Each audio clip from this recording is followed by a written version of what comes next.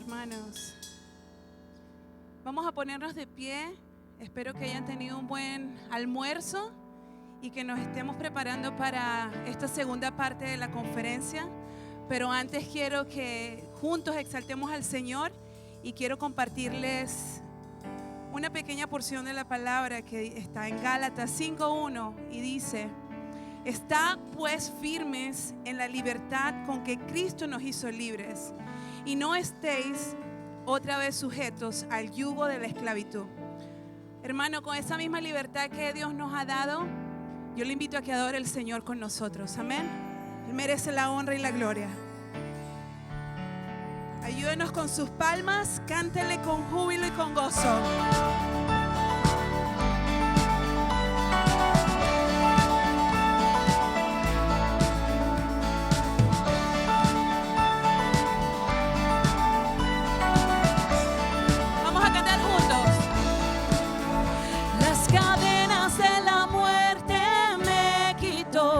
Para mí ya no hay condenación, hay libertad,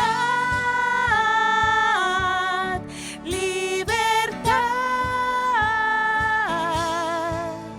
Siendo esclavo del pecado me libró, en la cruz compró mi redención y libertad. Libertad.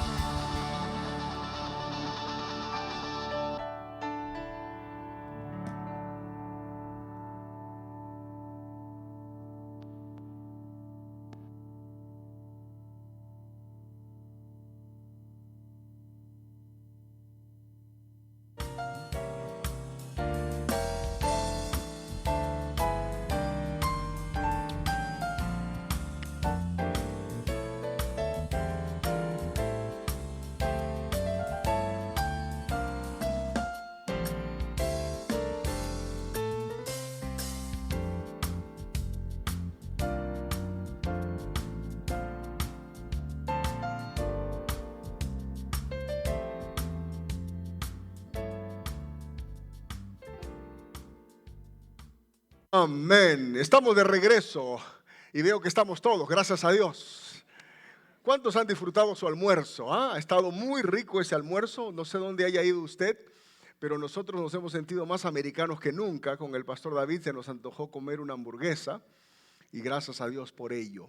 Gracias a Dios por ustedes. Les voy a pedir un favor, que tengamos todas las puertas cerradas. Le hemos subido al aire acondicionado al máximo, pero no va a funcionar si las puertas de la entrada están abiertas. No va a funcionar bien si las puertas de los costados quedan abiertas. Le hemos subido todo porque yo sé que queremos un poco de aire frío y queremos sentirnos un poco más frescos. Vamos en un ratito a tener nuestro panel. Le voy a pedir a los servidores que luego que el coro cante el himno que vamos a cantar, tengan 5 sillas plegables listas acá para que luego puedan pasar y puedan mover este púlpito al costado, tener 5 micrófonos para el panel que vamos a tener. Pero vamos a cantar un himno. Yo le voy a pedir al coro que se vaya preparando. Vamos a tener un video de transición y vamos a cantar un bello himno que se llama Santo, Santo, Santo. Amén. Vamos a ponernos de pie entonces para ello.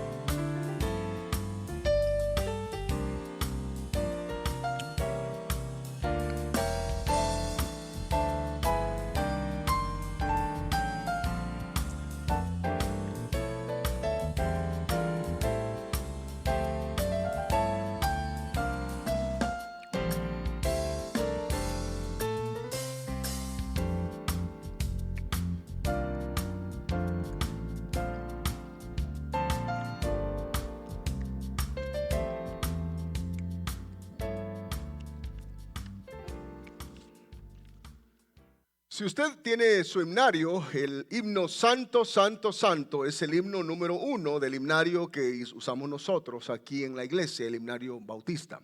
Así que vamos a cantar este himno con todo el corazón y vamos a hacerlo para la honra y la gloria de nuestro Dios.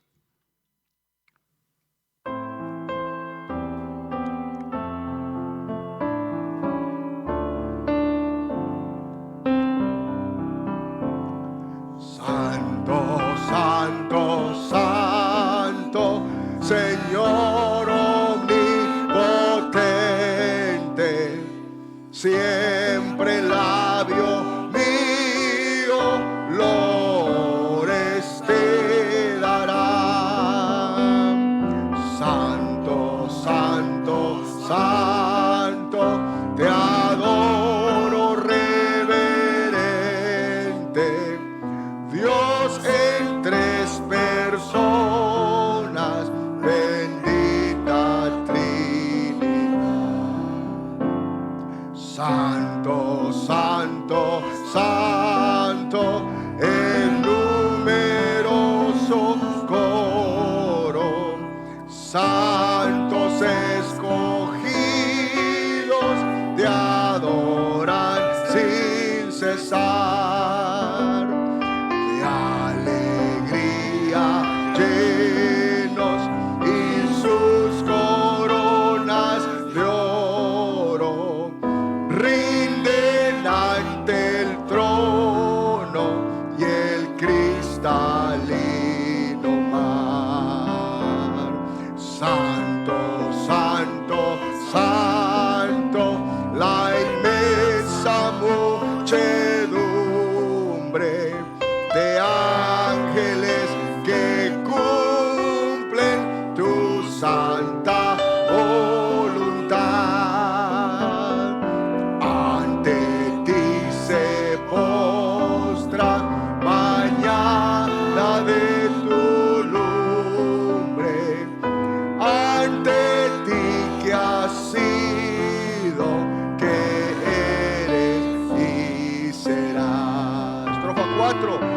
Santo, Santo, Santo, por más que estés velado, imposible sea tu gloria contemplar.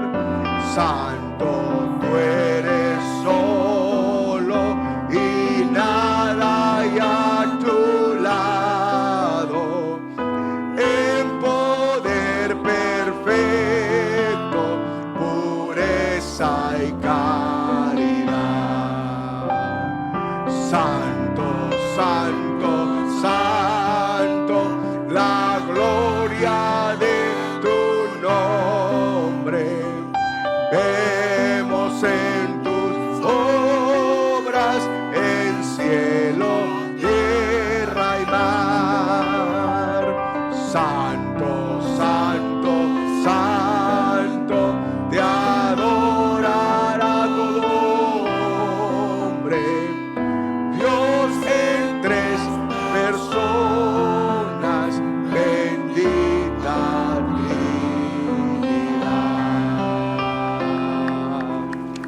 Amén.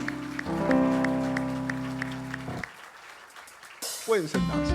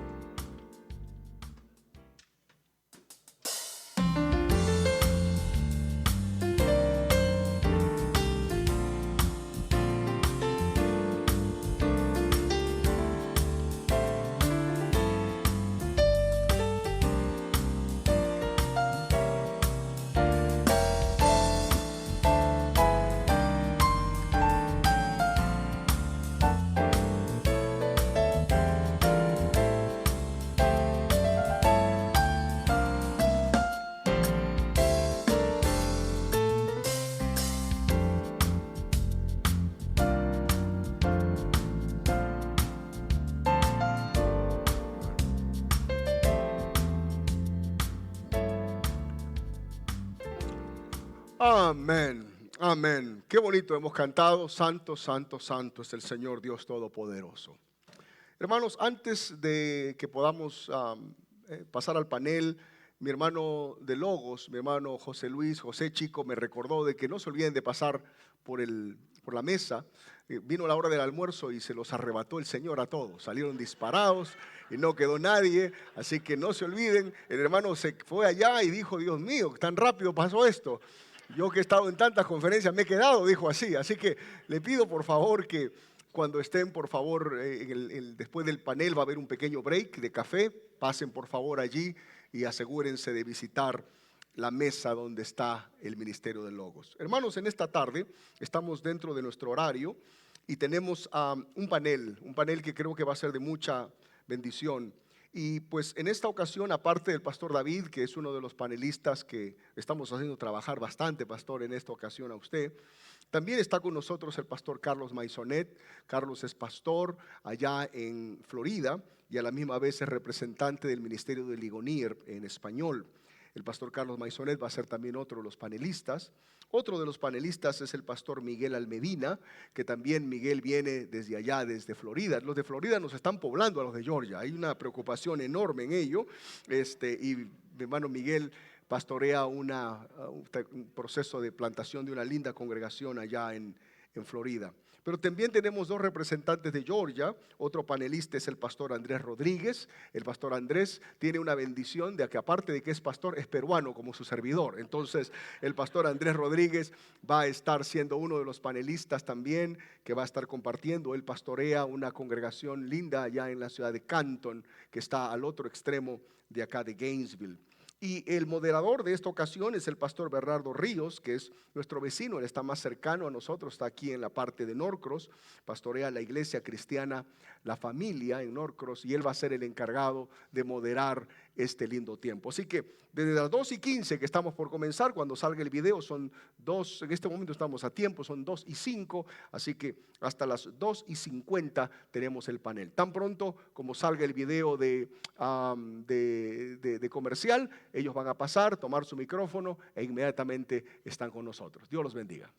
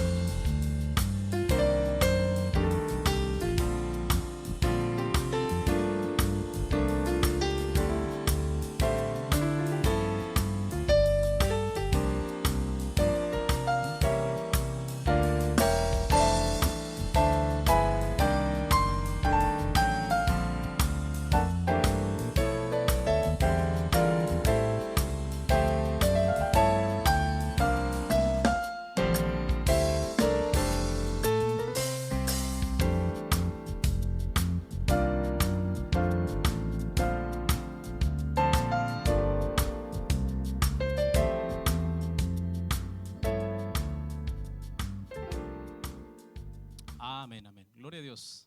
¿Cómo están, hermanos? ¿Cuántos hemos sido bendecidos en esta mañana? Gloria al Señor. La verdad que ha sido una jornada muy, muy bendecida escuchando la palabra del Señor. Y bueno, vamos a tener entonces este panel y vamos a redimir el tiempo, pero vamos a hacer una oración primero para comenzar. Amén. Señor, te damos muchas gracias por este privilegio. Hemos sido, Señor, doblemente bendecidos el día de hoy con la prédica, con la enseñanza. Nuestros corazones, Señor, están rebosando. Como bien decía uno de los temas, la doctrina no solamente debe llegar a nuestra mente, no solamente debe de causar esa impresión en nuestra mente, sino causar esa adoración en nuestros corazones. Al escuchar estas verdades, Señor, que nuestros corazones se puedan postrar a ti, adorándote, dándote a ti las gracias por todo, Señor, porque nos has hablado, nos estás edificando y nos das esta oportunidad, este privilegio de tener a varios pastores reunidos en este lugar, acampando, Señor, alrededor de tu palabra, que es el foco, el centro de esta reunión. En Cristo Jesús, amén. Les entregaron, me parece, una tarjeta al principio. Tenemos algunas preguntas aquí, pero igual si hay alguna otra pregunta en el momento la podemos quizás tratar de responder. La primera pregunta dice así: todo mundo dice tener sana doctrina, pero si pudiéramos definir de forma sencilla, ¿qué es la sana doctrina? Pastores.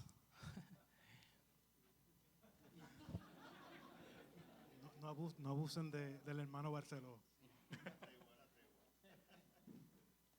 Bueno, sana doctrina es enseñanza bíblica que parte del texto de Dios, interpretado correctamente. Eso es sana doctrina, entiendo en resumen. Enseñanza predicada correctamente que sale de la escritura de la palabra de Dios y que no es adulterada. No has añadido nada y no has quitado nada de ella. Muy bien, muy bien. ¿Alguien quisiera abundar un poquito? Bueno, doctrina es enseñanza. Y obviamente todo lo que proviene de Dios para su pueblo es bueno. Todo lo que el Señor pretende enseñarnos como su pueblo, como sus hijos. Y ello ha de evidenciarse, obviamente habrá de comprobarse a la luz de la palabra que Él inspiró y habrá de tener el efecto en los que son expuestos a ella de una transformación continua. Y esto es lo que distingue a las iglesias en las cuales se predica la sana doctrina. Se ve el cambio, se ve la transformación en la vida de aquellos que son expuestos a la misma. Cuando nosotros consideramos la decadencia dentro de lo que es en términos generales de la iglesia, es porque precisamente se ha abandonado el discipulado, se ha abandonado la palabra, el estudio sistemático de ella, y se le ha dado paso, como bien decía el hermano, a otro tipo de actividades que, lejos de instruir, yo vengo de un contexto donde se decía que la letra mata en una mala interpretación, más el espíritu vivifica, hablando acerca de lo que es la experiencia, ese fundamento de lo que es la teología liberal, que cada cual puede tener una relación con Dios desligada de la palabra, y vemos lo que esto ha traído como consecuencia. Así que sana doctrina es todo lo que se apega y no contradice la clara enseñanza bíblica.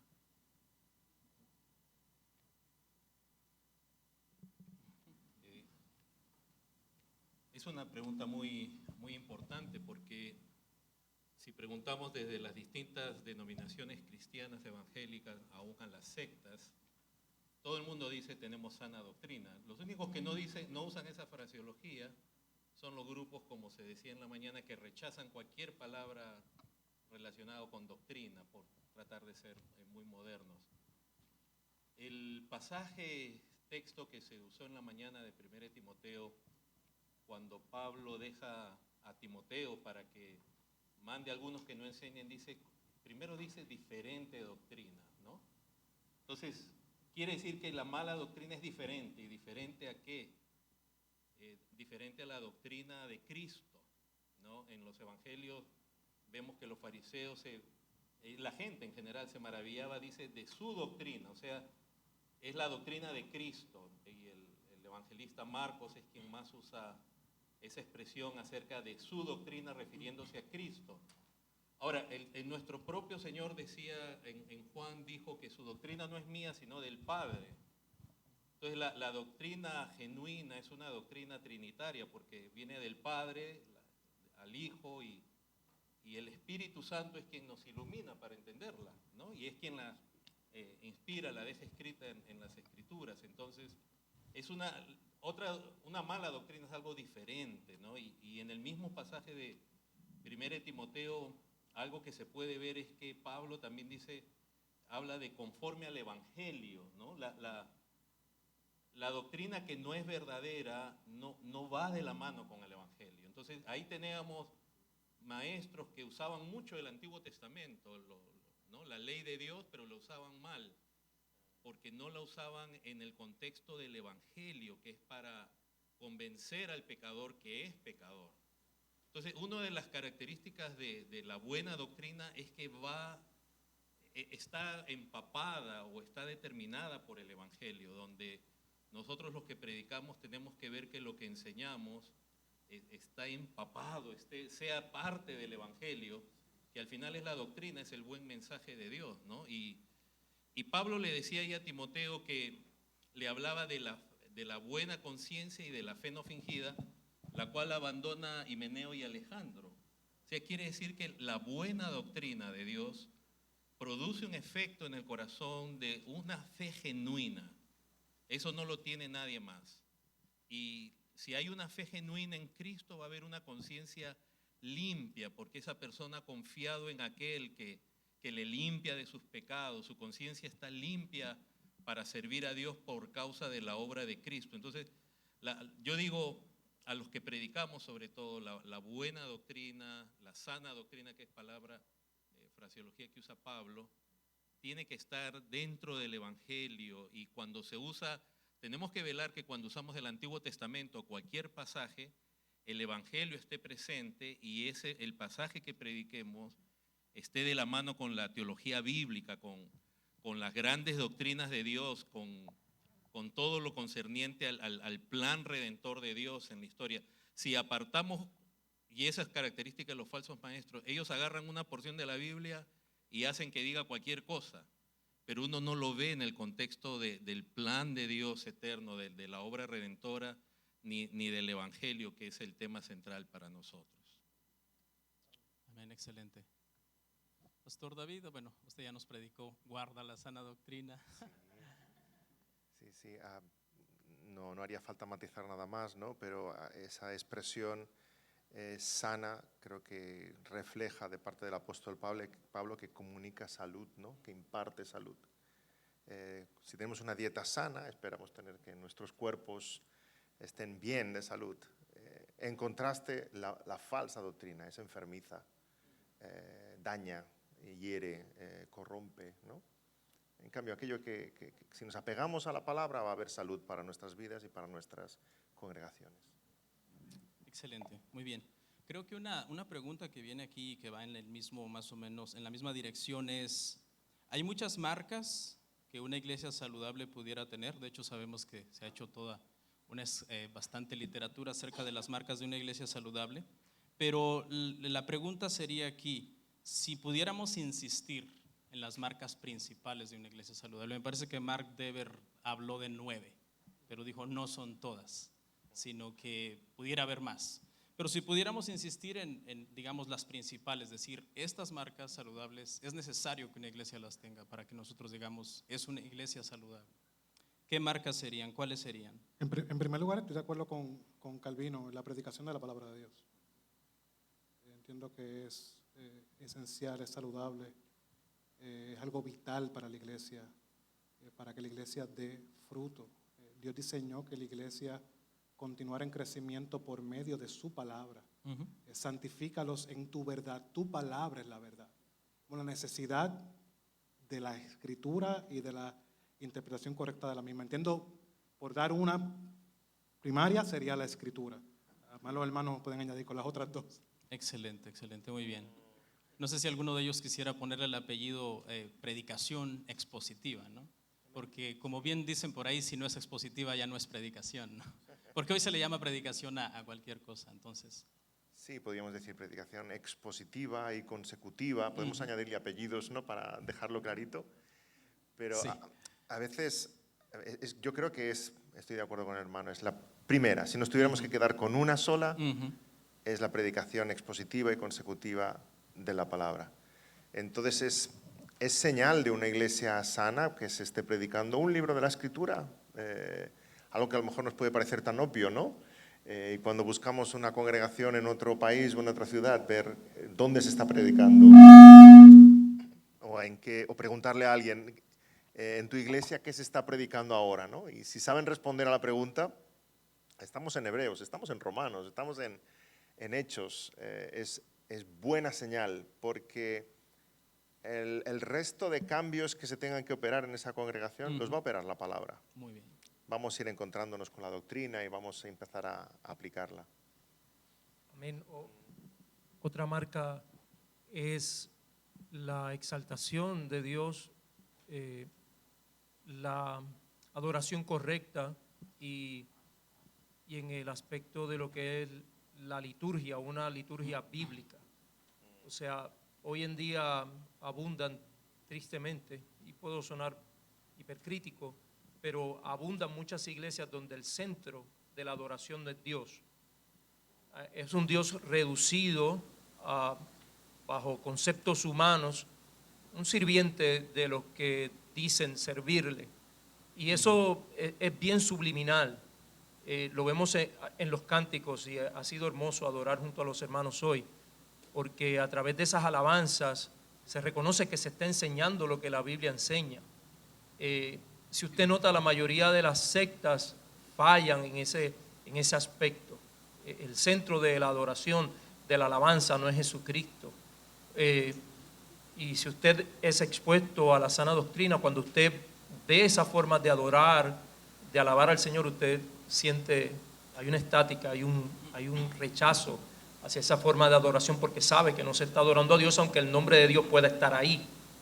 Pero cuando usted analiza la letra, porque alguien dijera, uno de los reformados, que las alabanzas son predicaciones cantadas, y una iglesia que es expuesta a la sana doctrina tiene eso como una marca distintiva, la correcta adoración de Dios. Amén. Sí, yo estoy de acuerdo. Una iglesia saludable, así como hay doctrina saludable, una iglesia saludable, la primera característica, diría la principal, es la predicación del evangelio conforme a las escrituras, ¿no? Una predicación expositiva, poniendo el texto tal con la intención que fue dado. Y junto con ello añadiría siendo la predicación uno de los medios de gracia por los cuales Dios obra, una iglesia que también conoce, practica, valora los demás medios de gracia como la oración, el congregarse, etcétera, etcétera. Y entre ellos entonces también incluiría yo la práctica de las ordenanzas de Dios, como la Santa Cena y el bautismo, que son instrucciones dadas por Cristo mismo. Y por último, también dentro de la descripción clásica de una iglesia saludable, de marcas de una iglesia genuina, añadiría lo que se va a compartir, creo más tarde, la disciplina bíblica, porque Cristo nos rescató del pecado a todos y la iglesia no tiene que ser legalista o moralista, pero tiene que saber también mantenerse eso que Cristo logró. Esa limpieza del pecado tiene que saber mantener la iglesia limpia también. Yo quisiera añadir, trayendo lo que habló el hermano, algo interesante, y es, obviamente cuando hablamos de disciplina en la iglesia, hablamos de una eclesiología correcta dentro de la iglesia. Yo creo que el mayor problema en las iglesias hispanas es no hay una doctrina eclesiológica correcta. Tenemos que volver a evaluar qué la Escritura nos habla de la iglesia, cómo la iglesia debe funcionar. ¿Quiénes son los que pueden, como hablamos en las primeras sesiones, quiénes son los oficiales de la iglesia bien definidos? ¿Qué es un miembro de la iglesia? ¿Cómo éste luce? Entonces, ver todas estas cosas son importantes para nosotros tener una iglesia sana, tener una predicación de la palabra. Entiendo que todo lo que hemos mencionado está correcto, pero la eclesiología es algo vital e importante y a veces es relegado a un segundo plano.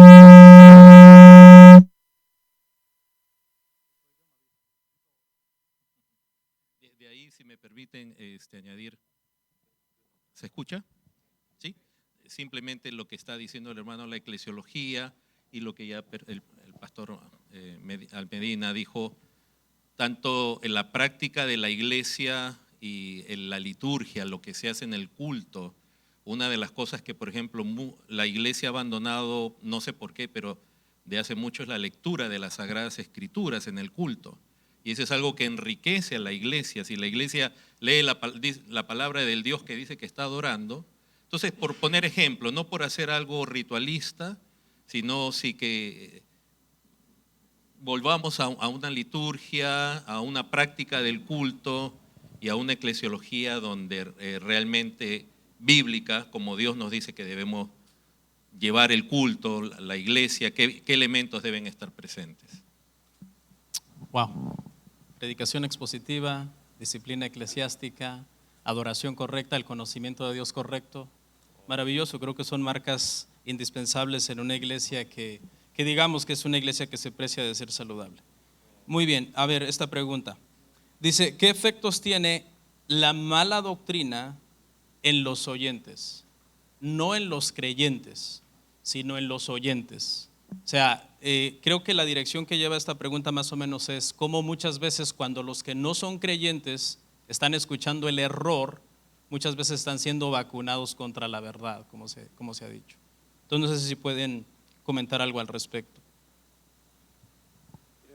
Creo que fue Mark Twain. Yo, hermano, le confieso, yo citando a otros soy malísimo, pero parafraseo.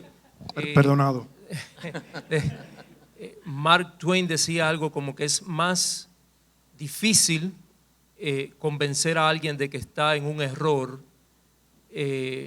habiendo abrazado la mentira que alguien que no tiene ningún conocimiento. O sea, las personas que están llenas de mala teología, una teología que no es bíblica, son personas que por inclinación natural van a abrazar eso, porque es conforme a su naturaleza.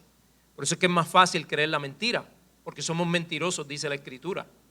O sea, entonces eso como decía el hermano, me gustó la palabra, están vacunados en contra de la verdad. O sea, creer, y usted sabe que esa es la experiencia nuestra cuando tratamos de evangelizar a alguien que ya tiene una religión, pero no tiene esa relación salvífica con el Señor, es que ellos van a aborrecer esa verdad.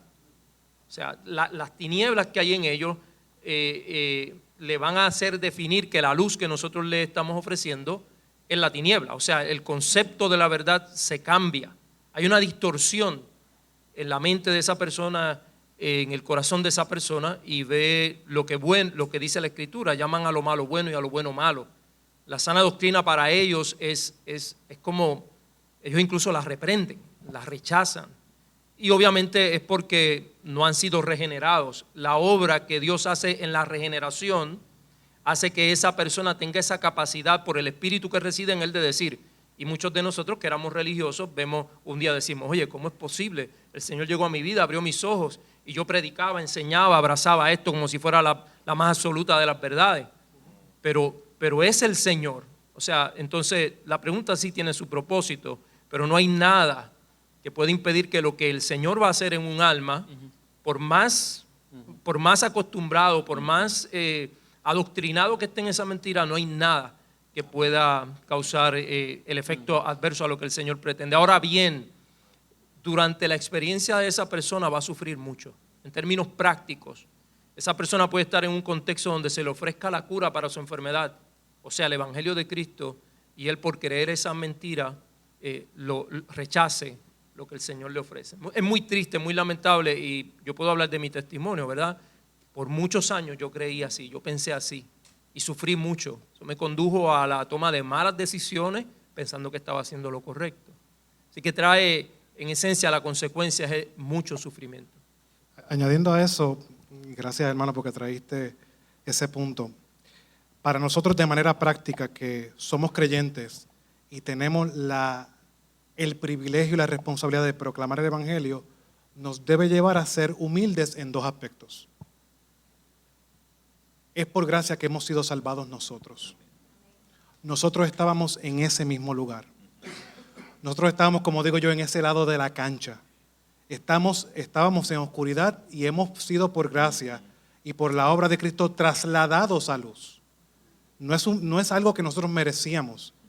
Es un regalo de Dios, dice la carta de los Efesios, porque por gracia habéis sido salvados y esa gracia, no es de ustedes. Es un don de Dios, no por obras, para que nadie se gloríe. Nadie pudo llegar a tener una relación con Cristo, es por la gracia, Él nos alcanzó a nosotros. Y en segundo lugar, nos debe llevar a nosotros a tener la realidad en el mundo en que vivimos, al igual que el profeta, que estamos predicando en un valle de huesos secos. Es Dios el único que puede hacer algo. Debemos de confiar en el Evangelio. El apóstol Pablo confió en el Evangelio en los momentos más duros y cuando sus circunstancias apuntaban a que no había más nada que hacer. Él dice, el Evangelio es poder de Dios para salvación. Por lo tanto, no me avergüenzo del Evangelio. Esa es la realidad del Evangelio, es el dunamis, es la dinamita para nosotros, es el poder de Dios para que un corazón endurecido sea transformado. Por lo tanto, nos debe humillar en esos dos aspectos. Hemos sido salvos por gracia y estamos llamados a dar por gracia lo que por gracia hemos recibido y hemos sido llamados a predicar a un valle de huesos secos donde Dios es el único que puede hacer algo. Excelente, muy bien.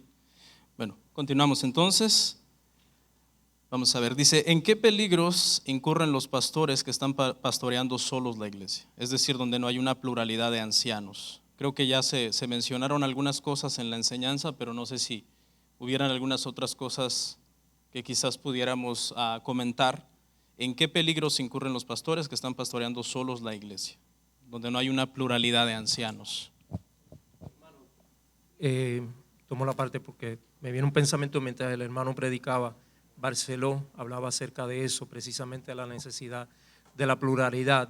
Yo estoy, ¿verdad?, como plantador de iglesia solo hasta este momento, pero yo le pido al Señor que traiga a alguien, porque mi corazón es muy engañoso, es muy perverso. La soledad duele. Hablo desde la perspectiva de alguien que está plantando una iglesia solo, ¿verdad?, que no tiene un pastor consigo. Y segundo, es muy peligrosa. Es muy peligrosa. Porque al no tener a alguien que pastoree, vele por uno pudiera caer en la tentación de la serpiente, de Satanás, ¿verdad? Uno pudiera creerse más de lo que en efecto es y es vital, es necesario que la iglesia ore, no solamente el ministro, sino la iglesia ore para que el Señor le envíe más líderes, que levante líderes para la realización de esta obra y así muestren amor para con el pastor. Si el pastor se resiste, que sería verdad la pregunta, si el pastor no quiere traer a otro pastor, hermano, pues entonces habría necesidad de confrontar a ese pastor por la iglesia. No sabemos el contexto, ¿verdad?, de que esté cada uno aquí, pero debe ser el anhelo del pastor y de la iglesia. Si no hay armonía en ese deseo de que Dios levante más líderes, ya bien sea porque el pastor no lo quiere o porque la iglesia no lo entiende, hay mucho peligro, es muy peligroso. El mayor engaño que yo he visto al que estamos expuestos, como un paréntesis, la exposición de la palabra fue muy clara, fue muy útil, aún si alguien está solo, debe desearlo, como lo está diciendo en este momento el pastor, debe desear no estar solo, porque es mandato de Dios y porque no es el estado óptimo ser pastor solo. Y esto es chocante porque en el contexto de plantación de iglesias en Estados Unidos más bien se estimula mucho que se abran iglesias personas solas. No hay ese entendimiento a nivel aún denominacional en varias denominaciones que eso no es lo mejor. Pero no solamente eso, sino que es el mandato de Dios y no es el estado óptimo. Yo siempre comparo el ser pastor solo es como ser un padre o una mamá sola, con hijos. No es el estado óptimo. ¿Puede Dios ayudar a alguien que es viudo, viuda, a criar hijos? Claro que sí, pero no es lo mejor, ¿verdad?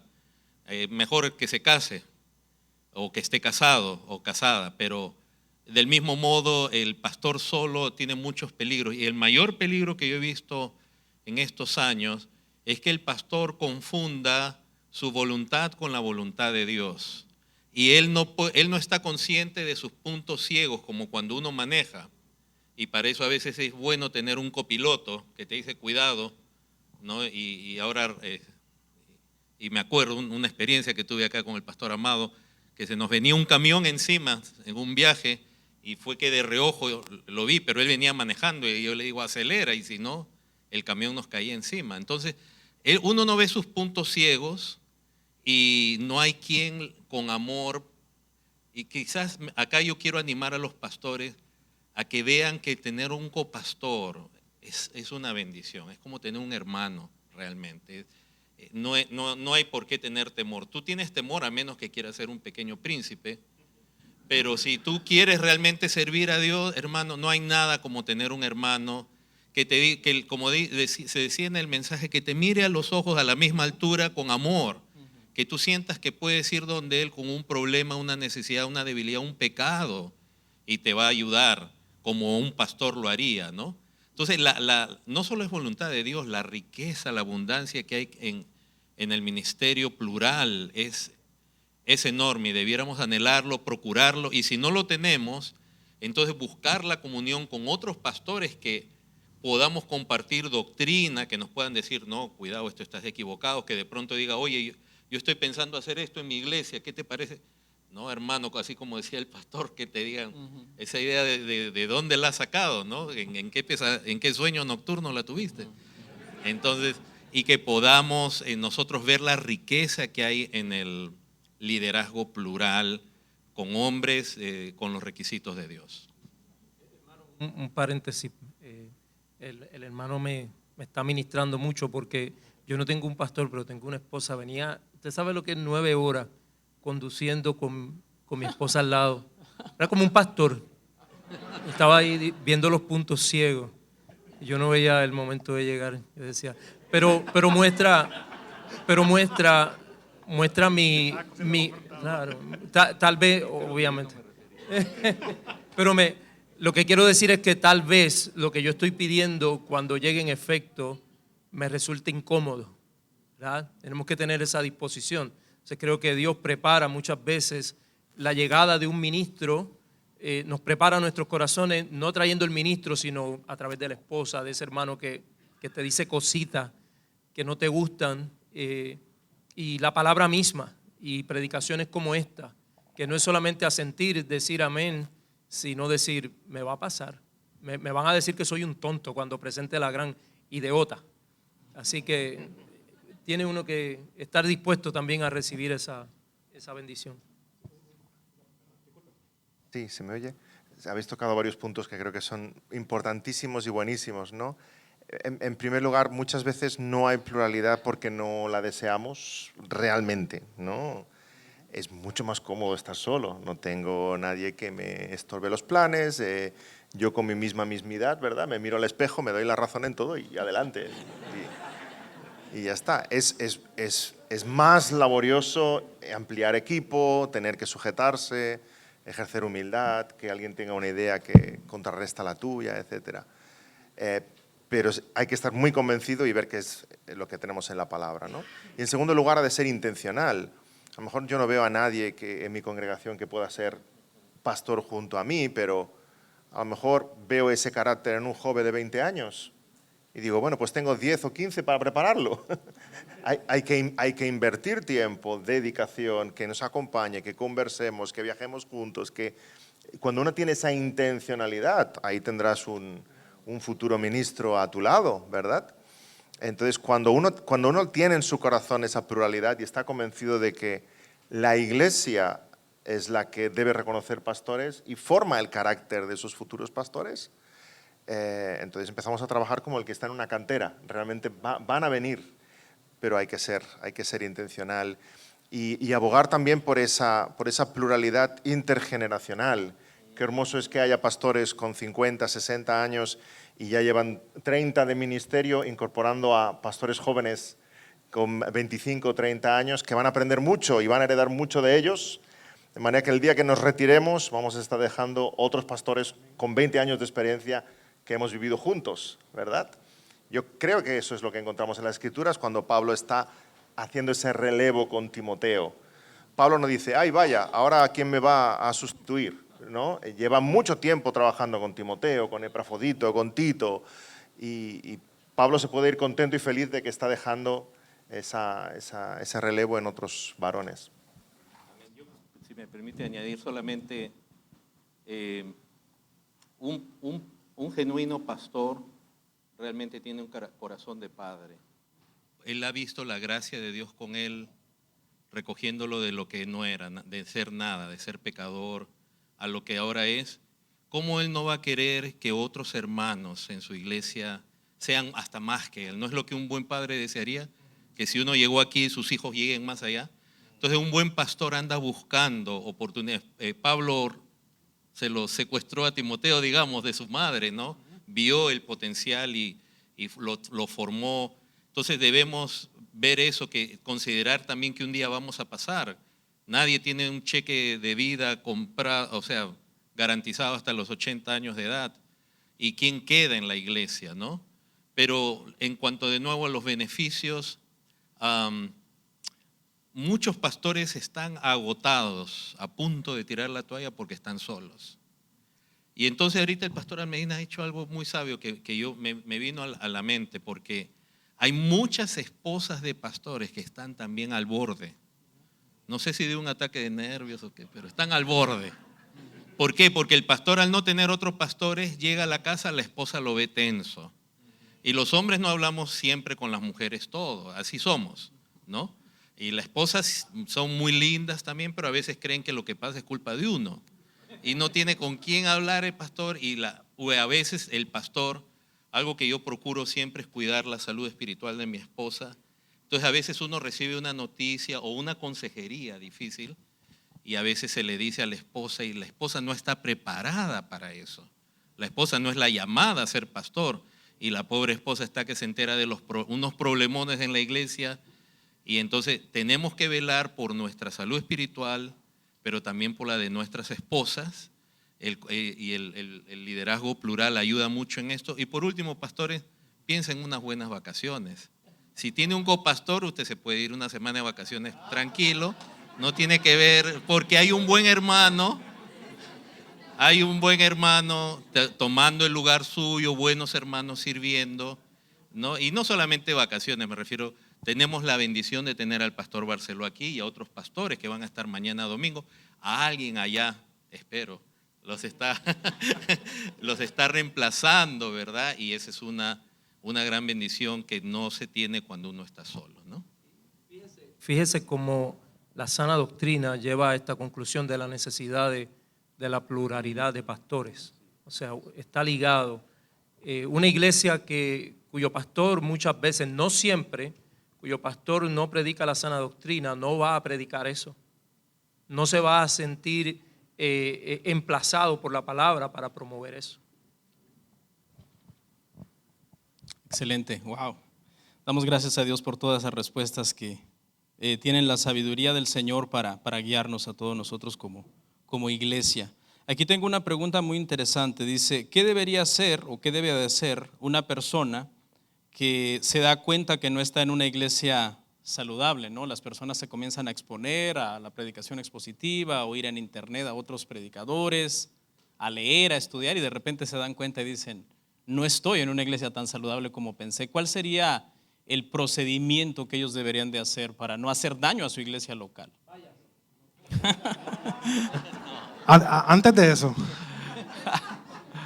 entiendo que muchas veces olvidamos la realidad de tienes que acercarte al pastor de esa iglesia. Tienes que sentarte con él. Porque muchas veces lo fácil es irte. Pero realmente estamos mostrando amor estamos amando al que piensa diferente que nosotros, porque creo que la Biblia nos manda a ser amables con ellos, aunque piensen diferente que nosotros. Porque el amor no son cosas hergéticas, el amor son errores doctrinales. Y nos podemos sentar a hablar de eso. Pero realmente yo entiendo que lo primero es orar. Tú como creyente tienes que orar y buscar, como habló el doctor Barceló, la realidad de ver cuál es tu motivación para hacer eso. Te estás acercando porque viste a Sugel o viste a Miguel Núñez hablándolo en YouTube y realmente tu iglesia no lo hace y te vas a acercar porque no te gusta lo que la iglesia está haciendo. O sea, tu motivación es piadosa o es centrada en ti. Eso es lo primero que hay que evaluar antes de hacer cualquier movimiento. Hay cosas que son, que realmente elevamos a un nivel canónico. Yo he tenido varias experiencias, hermano, en la plantación de iglesia y en mi contexto. Una persona me cuestionó, y yo tengo, verdad, mi opinión, no la voy a dar, pero me cuestionó por qué nosotros colectábamos la ofrenda pasando, verdad, el plato a la iglesia y aclaro, hermano, no hay nada pecaminoso en hacerlo así. Pero la persona me preguntó que por qué lo hacíamos así. Me hizo varias preguntas que de inmediato yo identifiqué el estándar, el perfil que él estaba buscando en la iglesia, y como decía el hermano, era un perfil que estaba cimentado, basado en un predicador que él sigue de las redes sociales. Y me preguntó que por qué pasábamos que por qué no poníamos un buzón afuera para... Y yo le pregunté, hermano, se ha hecho siempre así, siempre se ha hecho así, ¿verdad? Por la tradición, no hay nada malo en eso. Y entonces pues me apeló, me dijo, no, hermano, lo que pasa es que hay personas que no pueden ofrendar y cuando le pasa ese plato los avergüenza, ¿verdad? Le pasa el plato por el frente y todo el mundo está mirando que el hermano nos dio, por eso oramos para que Dios le provea a ese hermano para que pueda ofrendar, ¿verdad? Pero cosas como esa, hermano, tiene que tener mucho cuidado de no elevarlas a un nivel que no es apropiado para la toma de decisiones con relación a eso. Amén. Yo diría, si me permite, de manera práctica, si usted ve que su iglesia, de pronto Dios le está abriendo los ojos a usted y está disfrutando de buena enseñanza en el internet, ha ido a una buena conferencia, entonces cuando vuelva a su iglesia sin forzar y con mucho amor y aprecio, porque eso lo percibe la persona. Si usted va a ir a su pastor como tratar de corregirlo, o sea, la actitud de uno puede ir con el deseo de corregir a alguien, pero la actitud siempre tiene que ser humilde, tiene que ser de amor. Regálele un libro, pastor, mire, lee esto, estoy leyendo esto. Pastor, mire, escuche, vea esta prédica, la he escuchado, me parece linda, ¿qué le parece? Ahora, solo Dios, así como hizo con usted la obra, solo Dios puede hacer la obra en el pastor, así que también dele su tiempo. Nosotros no podemos ir presionando a la gente y lo que debemos hacer, como ya se ha dicho muy bien, es aprender a amar, a ser pacientes unos con otros, a desear el bien para los demás. Y yo diría que ya uno la situación para uno irse de una iglesia tiene que ser muy dolorosa, y es porque tanto el liderazgo como la iglesia quizás ya ha hecho parte de ellos, ha abrazado inmoralidad o errores doctrinales serios, quizás herejía, y la hacen parte de ella y no quieren salir, quieren arrepentirse. Ya uno hizo lo mejor, oró por ellos, trató con materiales, con distintas invitaciones de que ellos conocieran, pero no quieren albergar o aceptar la verdad. Ya entonces, después de que uno hizo todo lo posible, quizás recién entonces a uno ahí puede considerar el salir, ¿no? Muy bien, muy bien. Bueno, han pasado varias preguntas, hermanos, no les vamos a garantizar que las respondamos todas porque tenemos un tiempo un tanto limitado. Tengo entendido que nos quedan unos 5 minutos, pero vamos a ver si cerramos, dependiendo acá también del pastor, podemos alargar un momento según el schedule. Aquí hay una pregunta muy interesante. Hemos estado hablando mucho de las cualificaciones de un varón para que sea llamado al pastorado, para que se le ponga, mejor dicho, ¿no? Porque en realidad es Dios el que le ha llamado y la iglesia solamente le ordena, ¿no? Le reconoce el llamado. Pero si es un varón casado, ¿qué cualidades debería tener su esposa para que, verdad, sea algo que, obviamente él va a estar trabajando en conjunto con su esposa también, aunque él es el pastor y ella es la esposa solamente, pero ¿qué cualidades se deberían de ver también en la esposa de este futuro candidato al pastorado? Las cualidades que tiene otro creyente. Hay que hacer la distinción de que, y eso lamentablemente dentro de las iglesias hispanas pasa mucho, de que la esposa del pastor tiene que cantar. La esposa del pastor tiene que enseñar a las damas, pero si ella no tiene el don de enseñanza. Entonces no podemos tener una métrica o una manera de medir a nuestras esposas que no es bíblica. Ahora, pastores que son esposos, es responsabilidad nuestra de aclarar esas falsas expectativas dentro de la iglesia. Porque recuerde algo, el primer llamado de nosotros no es a la iglesia. Nuestro primer ministerio es nuestra casa. Y tenemos que cuidar a nuestras esposas porque muchas veces, lamentablemente, y en el contexto hispano nuestro, es así. Y debemos de poco a poco ir rompiendo. El pastor es el pastor. Y la esposa es la esposa, una creyente, que está siendo santificada, que va a tener sus luchas. Y que el pastor tiene que discipularla, y tiene que amarla, y tiene que prepararla y continuar trabajando en su vida como cualquier otro creyente.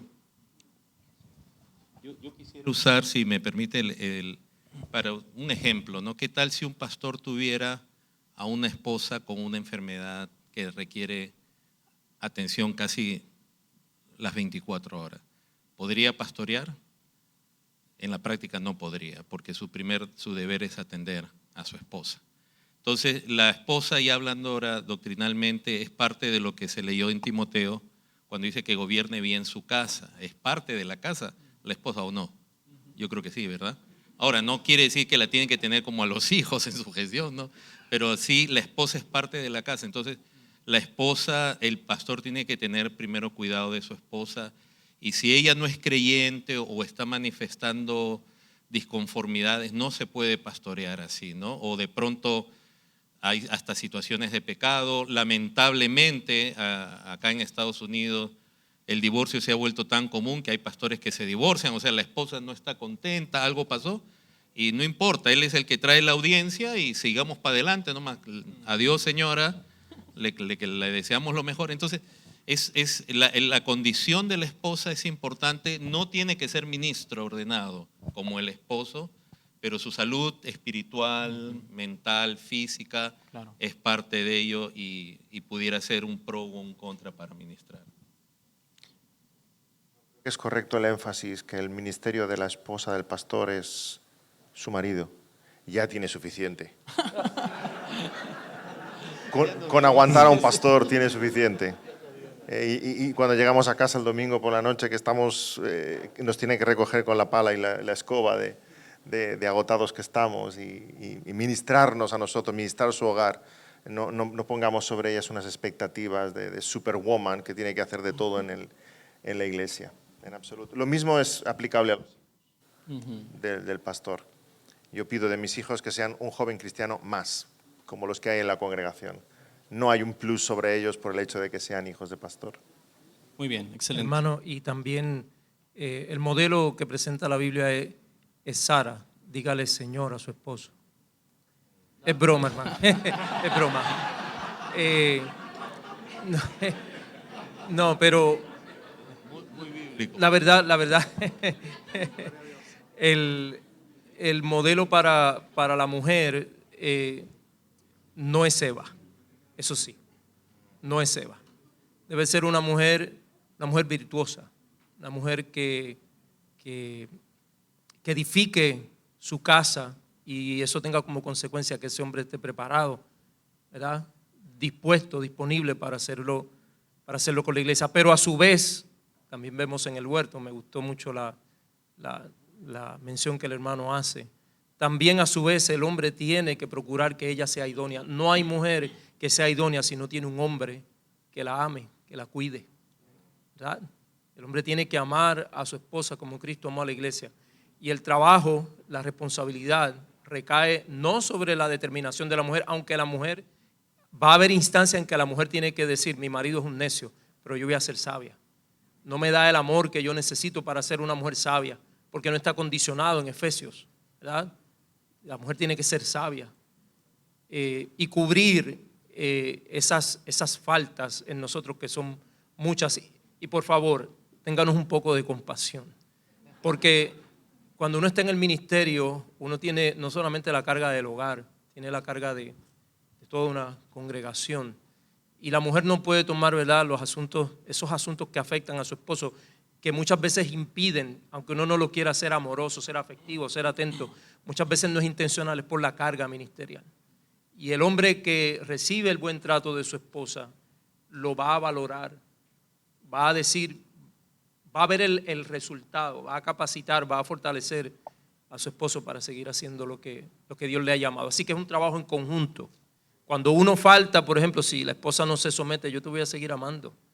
Te voy a seguir amando porque ese es mi llamado, así como el Señor lo hace conmigo como esposa, como parte del cuerpo. Él me sigue perdonando.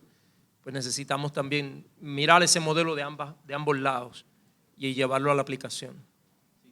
Quería algo cortito nada más.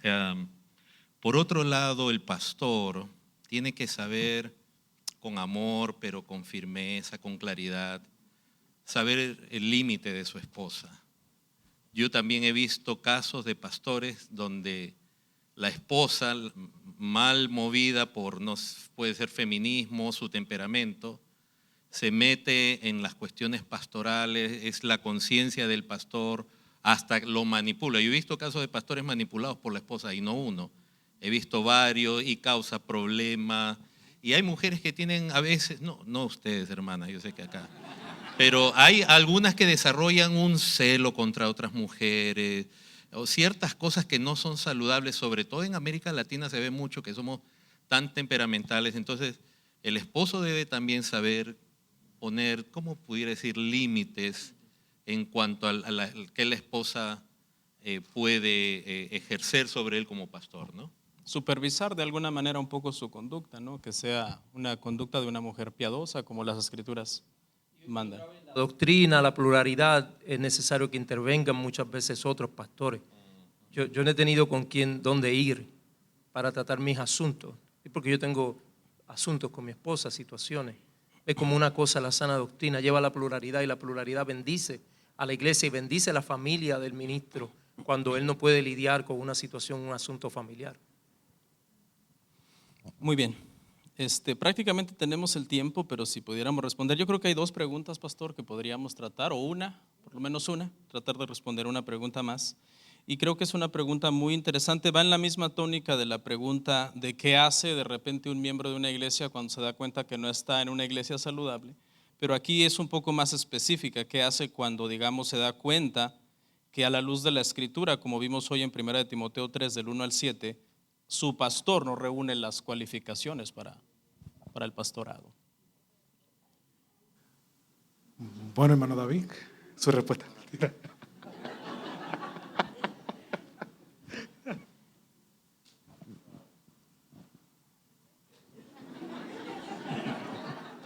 Muy buena pregunta.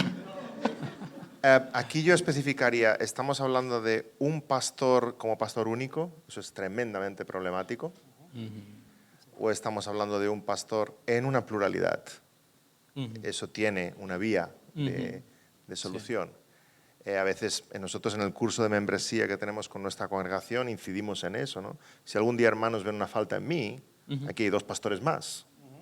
A veces es intimidante acercarse a un pastor para hacerle ver algo sobre su ética o su doctrina o su matrimonio, pero uno puede andar con esa preocupación a otros los pastores y descargarse y decir, estoy viendo esto, ahora es la responsabilidad de ustedes pastorear a este hermano, exhortarle, aconsejarle, etc. Si hay una pluralidad, ahí tenemos una vía como miembros de una congregación. Si no la hay, pues tal vez sea prudente acudir al liderazgo que haya existente, a lo mejor es a uno de los diáconos, a alguien de peso en la congregación, ¿no? Pero al final, si el pastor debe ser exhortado por alguna de estas carencias, debe enmendarse, debe cambiar su vida. Si no quiere cambiar, debe ser descualificado.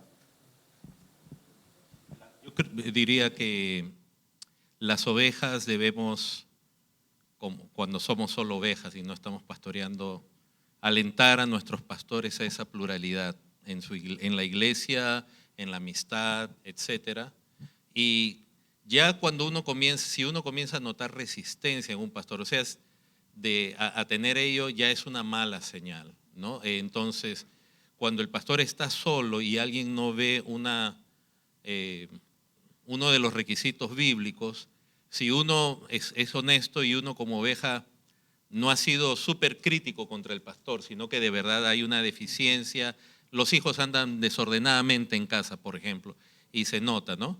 Entonces, de nuevo, ya le toca más difícil hablar con él y decirle, pastor, ¿no? Y veo que está teniendo problemas, necesita ayuda, ¿no? El problema más no es tanto hablar con el pastor, sino cuando el pastor que está solo asume una postura de autoridad y a mí nadie me dice nada, a mí nadie me corrige. Ahí es donde ese es un paso previo para una caída, ¿no? Pero qué lindo cuando un pastor le dicen, alguien con amor, pastor, veo que tiene este asunto, y el pastor recibe la ayuda, eso es algo muy precioso. Así que cuando vamos a ayudar a alguien tenemos que siempre tener buena expectativa y un buen deseo de verdad de que el hermano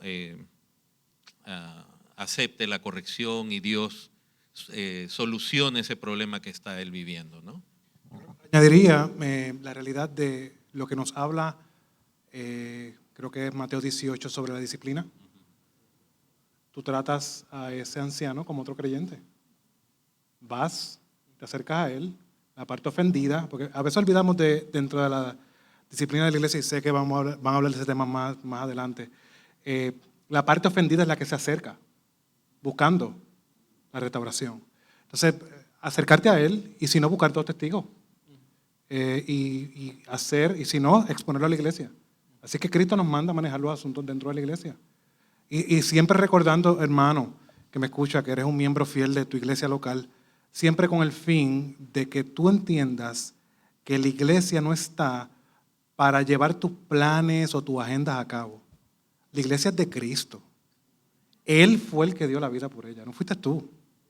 Entonces, todo tiene que ir bajo esa realidad, esa humildad, esa mansedumbre, soportando muchas veces las faltas por amor, porque muchas veces hay que ver, en ese caso específico, hay que ver en qué no cualifica, porque si es un miembro, un anciano que fue cualificado por otros ancianos, hay que ver un poquito el contexto de la pregunta y la circunstancia para ver cuál es el contexto que se está dando para llegar a una conclusión. Pero yo entiendo que Mateo capítulo 18 es claro en cuanto a la disciplina de la iglesia. Termino con esto.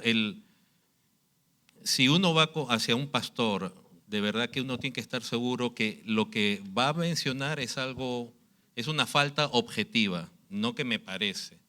Yo he tenido personas viniendo a mí y dicen, me parece que usted no es pastor, ¿por qué? Y te comienzan a dar, no, bíblica objetivamente, dime por qué. Señálame pecado o alguna falta que bíblicamente tenemos que aprender cuando hablamos de pecado, de deficiencia, hablar objetivamente, no según el parecer. Entonces, en una ocasión a un hermano que vino y dijo, yo creo que me voy de la iglesia porque creo que usted no es pastor, que esto, que el otro, le dije, está bien, ¿te parece que si tu opinión la compartes con otros pastores? Sí, entonces convocamos a 3 pastores más y ellos le escucharon a él. Y yo también me sometí a esos 3 pastores. Si los pastores me decían, hermano, sí, el hermano tiene razón, yo hubiera renunciado, porque tampoco estamos para aferrarnos al cargo, ¿no? Pero después de escucharlo, al hermano más bien lo reprendieron, le dijeron, hermano, lo que usted está diciendo no tiene sentido, usted está demandando cosas que son irrelevantes. Otra vez, otro hermano vino con una situación así y yo le dije, bueno, hermano, ¿estás dispuesto tú a que tu acusación o lo que tú me mencionas lo expongamos a otros pastores? No es necesario, o sea, solo tu opinión vale. Ahí hay otro problema. Entonces también los pastores aprendan, cuando alguien viene a ustedes, porque esta es una de las partes duras del pastorado también cuando uno está solo. Cuando viene alguien, ahí viene donde la amistad con otros pastores, no porque le den el favor a uno, pastores neutrales, viene para resolver situaciones dentro de la iglesia de uno. Gloria a Dios. Un aplauso para nuestros hermanos, ¿verdad? Que el Señor los ha usado. Muchas gracias, Pastor Barceló, Pastor Almedina, Pastor Maisonet, Pastor Rodríguez, muchas gracias y vamos a orar y terminamos. Señor, te damos muchas gracias por este tiempo, una bendición poder escuchar a estos hombres, Padre, que tienen experiencia en el ministerio, que conocen tu palabra y que con humildad, Señor, y con la gracia que tú les has dado nos han contestado estas preguntas, Padre. Esperamos que hayan sido de edificación para todos, Señor, las respuestas que hemos escuchado y que por todos nosotros, Señor, podamos quedar satisfechos en nuestro corazón, seguir estudiando, seguir aprendiendo. Siempre vamos a tener muchas preguntas y son buenas, siempre y cuando las respondamos siempre, Señor, a la luz de tu palabra, Señor, a la luz de las Escrituras, para que sea tu Espíritu Santo siempre llevándonos, Señor, a la verdad. En el nombre de Jesús, amén. Amén.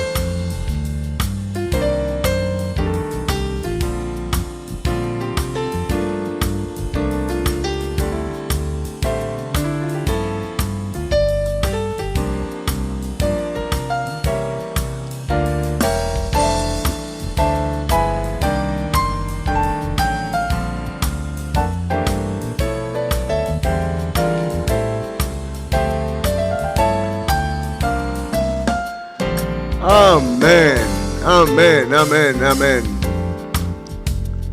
Amén. Excelente. Muchas gracias a todo el panel. ¿Cuántos hemos sido bendecidos por ello, hermanos? La verdad que está muy lindo esto, y más aún cuando se tocan temas tan importantes como es la familia pastoral. Creo que de todo esto que hablaron en el panel, si ustedes se dieron cuenta, redunda mucho la pregunta sobre la familia pastoral. Porque uno puede ser el pastor y el llamado a predicar, pero no conozco una sola familia pastoral que esté exenta de la responsabilidad que asume el pastor en la iglesia. Cuando yo serví como vicepresidente de la Convención Bautista de Georgia, que es la denominación a la que participo o lo pertenezco, 157 iglesias hispanas. El problema más grande que nosotros enfrentamos no era el adulterio del pastor. El problema más grande era el adulterio de la esposa del pastor. Cerca del 35% de esposas de pastores que engañaban a sus esposos. Estamos hablando entre los hispanos. Esto no es la iglesia americana. Eso significa, hermanos, que hay un problema grande en la familia pastoral. Un problema estructural. Y ese problema lo vamos a arreglar a la luz de la palabra de Dios y con mucha sinceridad. Lo peor que podemos hacer es tratar de tapar el sol con un dedo. Y lo bueno de momentos como estos es que abre el espacio no solamente para oír, abre el espacio para ser desafiados y para cambiar de actitud. Así que me siento muy contento cuando oigo esto. Creo que se están tocando temas neurálgicos para el ministerio hispano. El ministerio hispano no va a crecer, cualquiera sea la confesión a la que uno se pueda ubicar, si no tenemos claridad, que no solamente es lo que decimos aquí arriba. Nosotros somos libros abiertos, cartas abiertas, leídas por todos los hombres. La gente nos está leyendo. Si usted cree que a usted lo leen a las 11 de la mañana aquí, usted se equivocó. ¿Sabe dónde lo van a leer más? Afuera, en la comunidad, en su trabajo. Leen a sus hijos, leen a su esposa, leen a su familia, los están leyendo afuera. Y si el evangelio que usted profesa aquí no puede transformar nuestras familias, ¿con qué autoridad podemos predicar un evangelio que transforma la comunidad si no ha comenzado en nuestro propio hogar? Creo que esto que hoy día se ha hablado es desafiante. Y va a terminar esta sesión o esta conferencia con la cuarta conferencia que nos va a dar el hermano David cuando hable sobre la disciplina. Esto va a ser importante y creo que va a ser desafiante para todos nosotros. Hermanos, no quiero asustarlos, ya están todos asustados mirándome diciendo, uy, ¿ahora qué hice? Ahora va a salir un profeta ungido con cuerno y todo. No. Me refiero a que vamos a ser sinceros todos en enfrentar la realidad que tenemos y con la ayuda del Señor vamos a salir adelante. Amén, hermanos queridos, con la ayuda de Dios vamos a salir adelante. Vamos a hacer lo siguiente, tenemos un pequeño break, son las 3:05. Vamos a tomar 15 minutos hasta las 3:15. A las 3:15 vamos a volver, vamos a cantar solamente un himno y luego el pastor David va a dar la última charla, la última conferencia. Les voy a pedir, por favor, que se acerquen al costado. Mi hermano José Chico de software del Logos va a estar allí. Allí hay aguas. Ya más no podemos darle que no sea nuestro cariño y unas aguas, hermanos queridos. Así que allí hay aguas. Los que son parte de la conferencia pueden acercarse a la mano derecha, que hay un cuarto preparado para ustedes. Y no se vayan, luego de ello vamos a escuchar la última conferencia que se llama Dios disciplina a sus hijos. Y va a ser un lindo tiempo que podamos compartir y escuchar la palabra del Señor. Así que gracias por ello, refresquese, sé que se ha puesto caliente acá, está caliente, pero más caliente va a estar el infierno. Así que tranquilo, usted esté aquí tranquilo, tranquila, vamos a dejar que se airee un poquito esto y ya volvemos. Con los que nos están mirando en un rato volvemos en vivo. Bendiciones.